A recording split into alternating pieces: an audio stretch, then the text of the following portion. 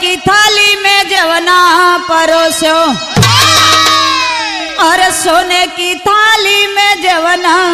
परोसो, और जवना ना जेवा गिरल बाबा बुरा झम से